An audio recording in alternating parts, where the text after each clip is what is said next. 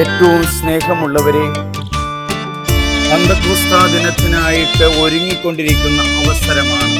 അപ്പസ്തോല പ്രവർത്തനങ്ങളെ അറിയപ്പെടുക പരിശുദ്ധാത്മാവിന്റെ സുവിശേഷം എന്നാണ്.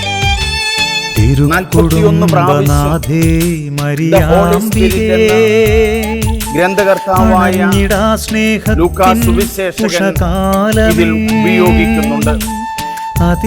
പെന്തക്കോസ്താ ദിനം കഴിഞ്ഞ് പത്രോസ് ശ്ലീഹായുടെ പ്രസംഗങ്ങളുണ്ട്. 8 പ്രസംഗങ്ങളാണ്. അപ്പസ്തോല പ്രവർത്തനങ്ങളെ 1 മുതൽ 14 വരെയുള്ള അധ്യായങ്ങൾ വിശുദ്ധ പത്രോസ് ശ്ലീഹായുടെ പേരിലുള്ളതാണ്. 14 മുതൽ 28 വരെയുള്ള അധ്യായങ്ങൾ പൗലോസിന്റെ പേരിലാണ്. 2 പ്രധാന കഥാപാത്രങ്ങളെ എടുത്തുകൊണ്ട് ലൂക്ക തന്റെ ഈ 2ാമത്തെ പുസ്തക അപ്പസ്തോല പ്രവർത്തനം രചിക്കുന്നത്. പത്രോസിന്റെ 1ാമത്തെ പ്രസംഗത്തില് 2ാം അധ്യായം 14 മുതൽ 15 വരെയുള്ള വചനങ്ങൾ മാത്രമാണ് നമ്മുടെ ചിന്തയ്ക്ക് വിഷയീഭവിക്കുന്നത്. അവിടെ തുടങ്ങുന്നത് ഇങ്ങനെയാണ് പത്രോസിന്റെ പ്രസംഗം.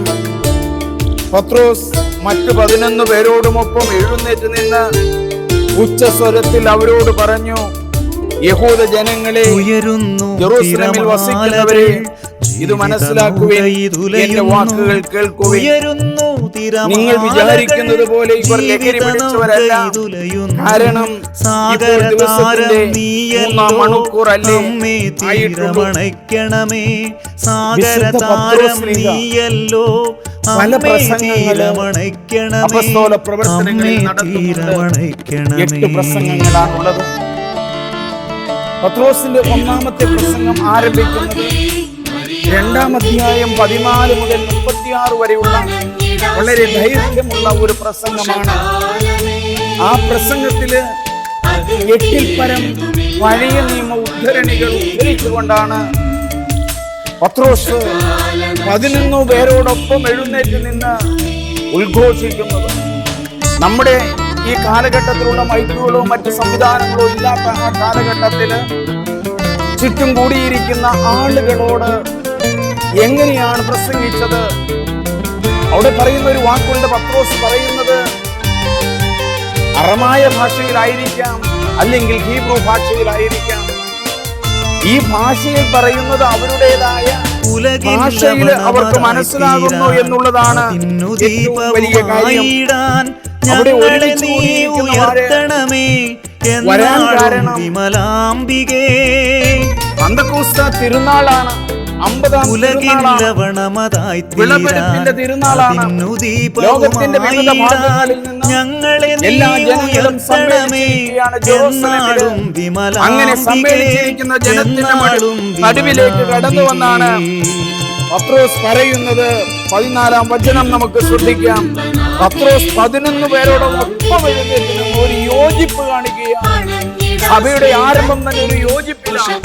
11 ശിഷ്യന്മാര്, യേശു തെരഞ്ഞെടുത്ത പത്രോസ്, യേശു തെരഞ്ഞെടുത്ത 11 ശിഷ്യന്മാര്, 12-ാമത്തെ യൂദാസ്കറിയാത്ത യേശുവിനെ ഒറ്റിക്കൊടുക്കാൻ പോയതും യൂദാസിന്റെ ജീവിതവും നമുക്കറിയാം. ഇവിടെ എഴുന്നേറ്റ് നിന്നിട്ട് പറയുകയാണ്, ഉച്ചസ്വരത്തിൽ പറഞ്ഞു. ദൈവവചനം പറയേണ്ടത് താഴ്ന്ന സ്വരത്തിലല്ല. പ്രത്യേകിച്ച് പത്രോസ് ശ്ലീഹ നമുക്ക് കാണിച്ചു തരികയാണ് maximum voice we have to use when we give the sermons, when we talk to the people. അപ്പോൾ ഉച്ചസ്വരത്തിൽ പറഞ്ഞു. കാരണം ചുറ്റും കൂടിയിരിക്കുന്ന ജനം കേൾക്കണം. അതിനു വേണ്ടിയിട്ടാണ് ഉച്ചത്തിൽ പറയുന്നത്. യഹൂദ ജനങ്ങളെ, ജെറൂസലേമിൽ വസിക്കുന്നവരെ, ഇത് മനസ്സിലാക്കുവിൻ. You have to understand എന്നാണ് പറയുന്നത്. നിങ്ങൾ മനസ്സിലാക്കണം. ധൈര്യശാലിയായിട്ടാണ് അഗ്നിയെ സ്വീകരിച്ച ശേഷം, ആ പരിശുദ്ധാത്മാവിനെ സ്വീകരിച്ച ശേഷം യേശുവിന്റെ മോഡലനുസരിച്ച് ജീവിക്കുവാനായിട്ട് പുറപ്പെടുകയാണ്. നിങ്ങൾ ശ്രദ്ധിക്കുക. You have to give attention. You have to give attention എന്നാണ് പത്രോസ് പറയുന്നത്. വചനം പറയുമ്പോൾ കേൾക്കുന്ന ആളുകള് അത് ശ്രദ്ധിക്കണം. ഒരു വചനം പള്ളിയിൽ പറയുമ്പോൾ, ഒരു സമൂഹത്തിൽ പറയുമ്പോൾ അവിടെ 3 തരത്തിലുള്ള ജനമുണ്ട്. ഒന്ന് വചനം കേൾക്കുന്ന സമൂഹം. അവരുടെ കണ്ണ് യേശുവിലാണ്, കാത് യേശുവിലാണ്, ഹൃദയം യേശുവിലാണ്. 2ാമത്തെ സമൂഹമാണ് യേശുവിനെതിരെ പിറുപിറുക്കുന്ന സമൂഹം. അവരുടെ കണ്ണേശുവിലാണ്, കാതേശുവിലാണ്.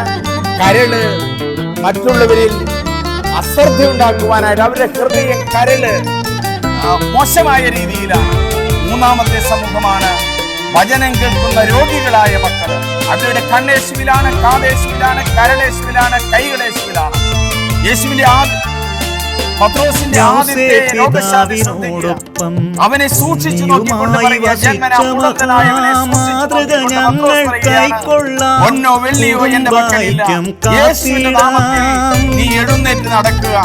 അപ്പോൾ ശ്രദ്ധിക്കുവാനായിട്ടാണ് വചനം കേൾക്കുന്നവരോട് പറയുക. ഈ വചനം കേൾക്കുന്ന നിങ്ങള്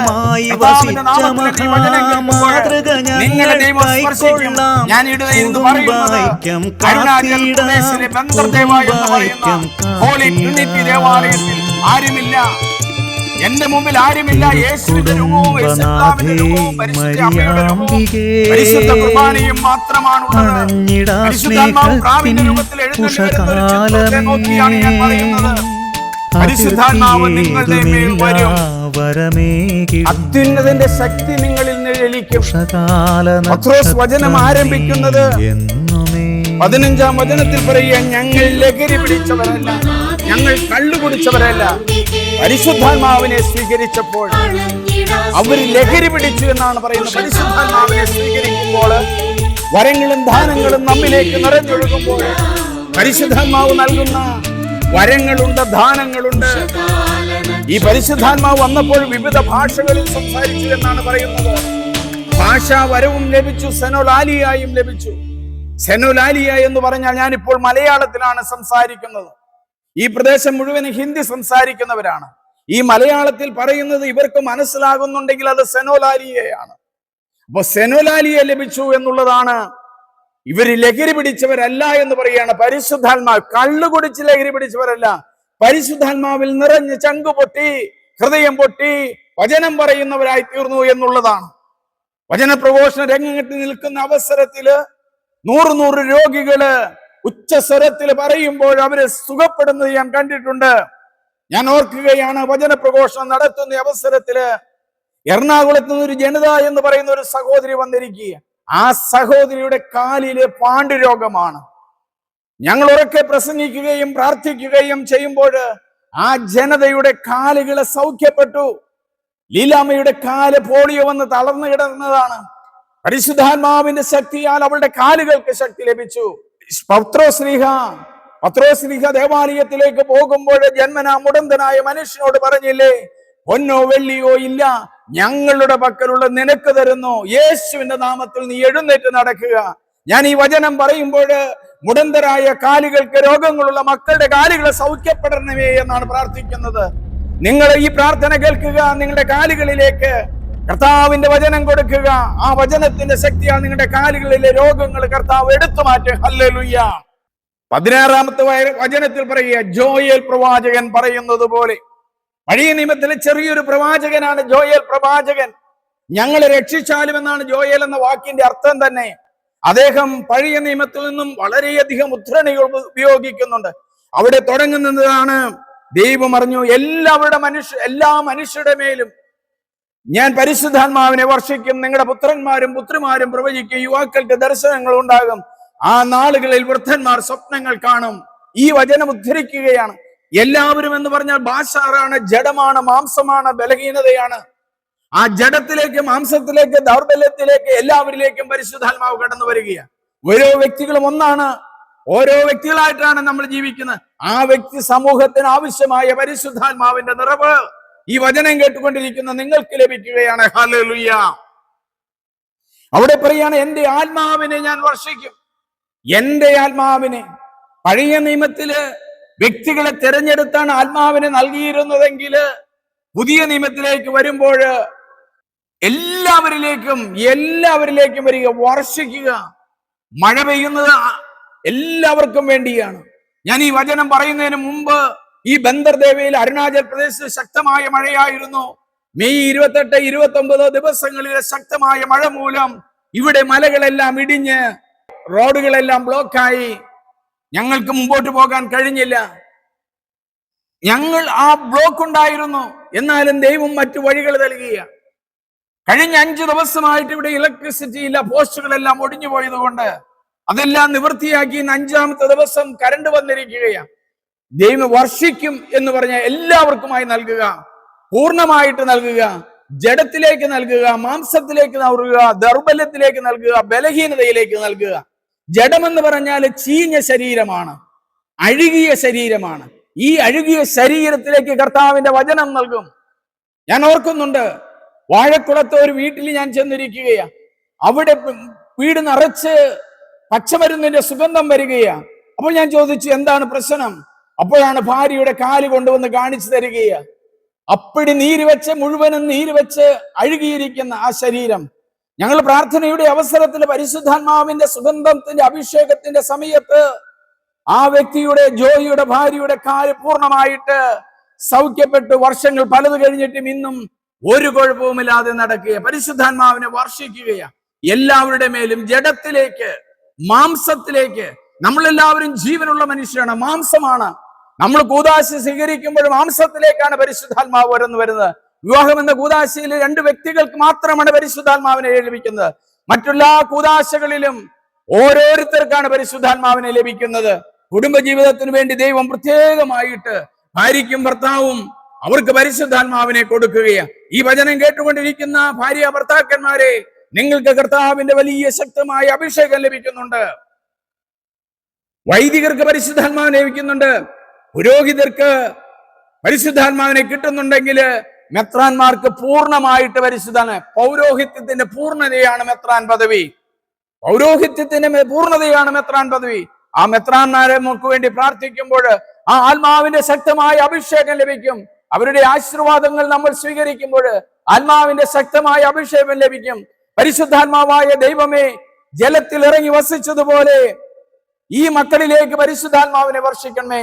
സ്നാപക യോഹന്നാൻ ഇന്ന് മാമോദീസ സ്വീകരിക്കുമ്പോൾ പാവിന്റെ രൂപത്തിൽ വന്ന പരിശുദ്ധാത്മാവേ, ഈ വചനം കേൾക്കുന്ന അസ്വസ്ഥരായ മനുഷ്യ മനസ്സുകളിലേക്ക്, പാപം നിറഞ്ഞ മനസ്സുകളിലേക്ക്, മദ്യപാനത്തിന്റെ അടിമത്തത്തിൽ കഴിയുന്ന മനസ്സുകളിലേക്ക് പരിശുദ്ധാത്മാവെ കടന്നു വരണമേ.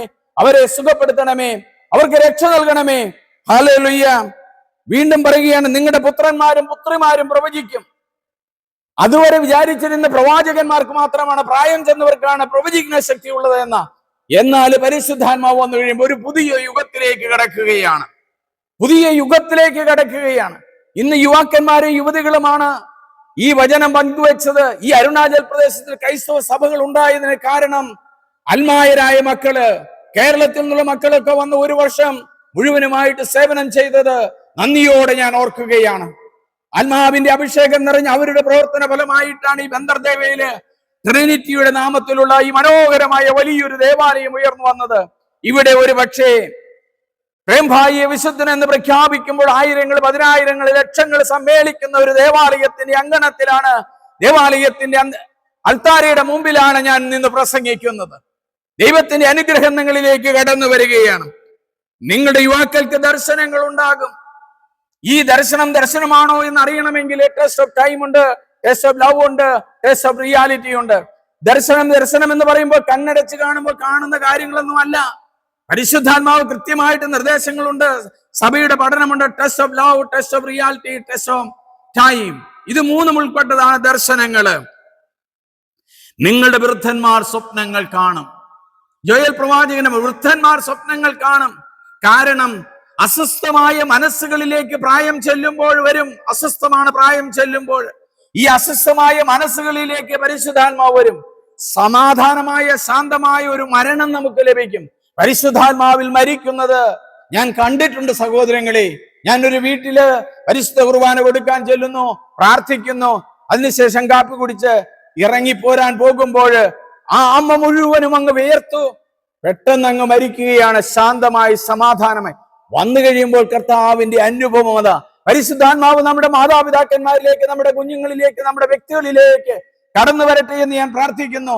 പരിശുദ്ധാത്മാവായ ദൈവമേ, ജോയൽ പ്രവാചകന്റെ വചനം ഉദ്ധരിച്ചുകൊണ്ടാണല്ലോ പത്രോസ്ലീഹ തന്റെ വചനം ആരംഭിക്കുന്നത്. ആ പ്രസംഗം പോലെ പ്രസംഗ ചാതുര്യത്തോടെ ഞങ്ങളുടെ വചന പ്രഘോഷകർക്ക് ശക്തി കൊടുക്കണമേ. അവരുടെ ആദരങ്ങളുടെ കെട്ടുകൾ എടുത്തു മാറ്റണമേ. ദൈവമേ നന്ദി. ഹല്ലേലൂയ, ഹല്ലേലൂയ പ്രാർത്ഥിക്കുന്നു.